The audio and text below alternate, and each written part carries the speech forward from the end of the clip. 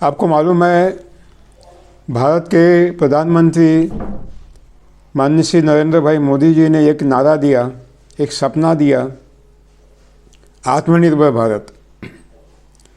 और हमारे सीताराम जी गुप्ता जी है, उन्होंने एक सपना दिया, समृद्ध भारत अभियान। इसका अर्थ है कि हमें दोनों को जोड़ना पड़ेगा। केवल आत्मनिर्भर भारत में कौन सा आत्मनिर्भर भारत? समृद्ध आत्मनिर्भर भारत। तो समृद्ध आत्मनिर्भर भारत अगर हमें साकार करना है तो इस साकार करने के बीच में क्या क्या अड़चनें आ सकती है, इस पर बहुत सारी चर्चा होनी चाहिए जो नहीं हो रही है। पहली अड़चन है वैश्विक तापमान वृद्धि और जलवायु परिवर्तन, global warming and climate change.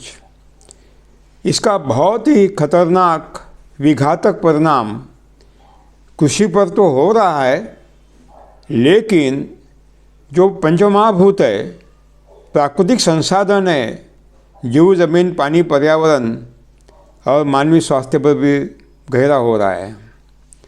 अगर इसको रोका नहीं गया तो शायद हो सकता है निकट के भविष्य में हमें भोजन भी नहीं मिलेगा, पीने के लिए पानी नहीं मिलेगा और श्वास लेने के लिए शुद्ध हवा नहीं मिलेगी। ऐसी स्थिति आएगी, शायद मानसून की निर्मित बंद हो जाएगी, मानसून नहीं आएगा, मानसून की कोई आपको हमें देखने को नहीं मिलेगा। इस तरह का बदलाव, विघातक बदलाव अभी हम देख रहे हैं। दूसरी है कि एक बहुत बड़ा भस्मासुर खड़ा हो रहा है जिसका नाम है आर्टिफिशियल इंटेलिजेंस, नकली बुद्धिमत्ता। भविष्य काल में वो निश्चित रूप में भस्मासुर निश्चित सिद्ध होगा, ये मैं अभी से आपको बताना चाहता हूँ। तीसरा जो मुख्य हम देख रहे हैं कि कृषि क्षेत्र ही केवल संकट में नहीं है, मानव का स्वास्थ्य भी बहुत घोर संकट में आ रहा है।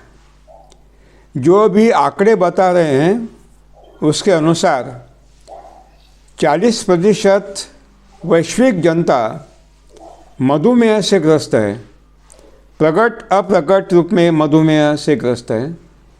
18% पूरे दुनिया के लोग कैंसर होने की संभावना के तरफ बढ़ रहे हैं और कोरोना का विघातक विनाशक परिणाम हमने देख लिया है। इसका अर्थ है कि हमें ये जो चैलेंजेस है, ये समस्याएं विदारक खड़ी हुई, उसका समाधान तुरंत खोजना होगा और देना होगा। ये सारी जो समस्या है, वैश्विक तापमान वृद्धि, जलवायु परिवर्तन और आर्टिफिशियल इंटेलिजेंस और ये कैंसर, डायबिटीज़, हार्ट अटैक, ये सारी बीमारियाँ, प्राकृतिक संसाधनों का विनाश, ये मानव निर्मित समस्याएं हैं, ईश्वर निर्मित समस्याएं नहीं हैं। और जिन्होंने ये समस्या खड़ी कर दी है उनके पास कोई समाधान नहीं है। इसलिए मैं चाहता हूँ कि आज पूरा दिन इसी मुद्दे को लेकर अगर चर्चा होती है तो कुछ समाधान हम सुनने वालों को दे पाएंगे, देश को दे पाएंगे, अन्यथा ये भी एक इवेंट हो जाएगा और उसका परिणाम कुछ नहीं मिलेगा। साथियों, compact of climate change in India's agriculture sector, that is the subject which is given by Mr. Hussain Kumar to me for my lecture.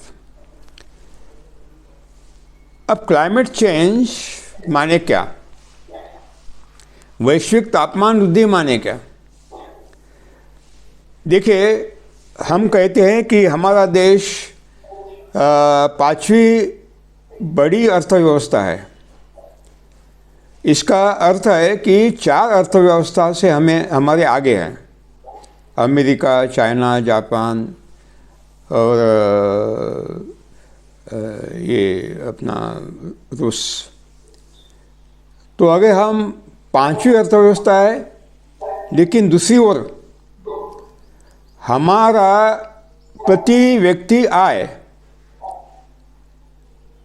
जब हम सोचते हैं तो हमारा देश 139वें स्थान पर है। यानी भारतीय प्रति व्यक्ति आय से ज़्यादा आय 138 देशों के लोगों की है। ये